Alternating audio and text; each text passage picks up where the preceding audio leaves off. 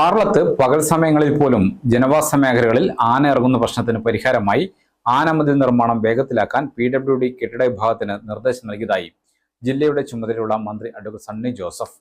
പ്രദേശത്തെ കാട് വെട്ടിത്തെളിക്കാനും ആനകളെ തുരത്താനും ബന്ധപ്പെട്ടവരോട് ആവശ്യപ്പെട്ടതായി മന്ത്രി പറഞ്ഞു. കണ്ണൂരിൽ മാധ്യമങ്ങളോട് സംസാരിക്കുകയായിരുന്നു അദ്ദേഹം. ആന RRTയുടെ വാഹനം തന്നെ മറിച്ചിട്ടു, റോഡിലുണ്ട് പകൽ സമയത്തെന്ന് പറഞ്ഞു. ആറളത്ത് പ്രശ്നം ഗുരുതരമാണ്.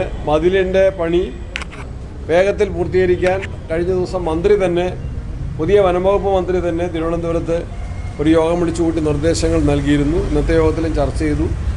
ആ പ്രവൃത്തിയുടെ ഉത്തരവാദിത്വം ഏറ്റെടുത്തിട്ടുള്ള PWDയുടെ കെട്ടിട ബിൽഡിംഗ് നിർമ്മാണ വകുപ്പുമായിട്ട് ബന്ധപ്പെട്ട് ചർച്ചകൾ നടത്തിയിട്ടുണ്ട്. ഏതായാലും പണി വേഗത്തിലാകുന്നുണ്ട്. അതാണ് അതിൻ്റെ ഒരു കാര്യം. ആനകളെ തുരത്താനുള്ള നടപടികളും കാട് വെട്ടിത്തെളിക്കാനുള്ള നടപടിയും വേഗത്തിലാക്കാൻ വേണ്ടി നിർദ്ദേശിച്ചിട്ടുണ്ട്. കൂടുതൽ ഫോഴ്സിനെ വിന്യസിക്കാനും ആവശ്യമായിട്ടുള്ള നിർദ്ദേശങ്ങൾ നൽകിയിട്ടുണ്ട്.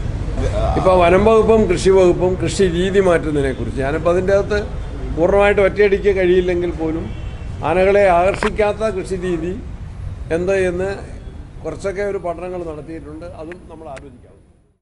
ആറളത്ത് ദ്രുതകർമ്മസേനയുടെ വണ്ടി തന്നെ ആന മറിച്ചിടുകയുണ്ടായി. പകൽ സമയങ്ങളിൽ പോലും ആന റോഡിൽ ഇറങ്ങുന്നു.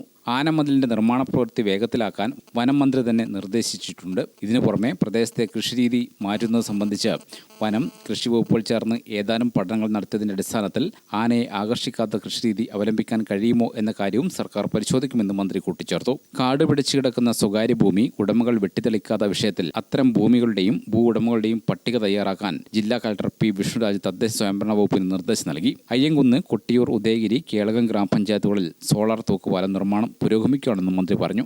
ഗ്രാമിക ന്യൂസ്, കണ്ണൂർ.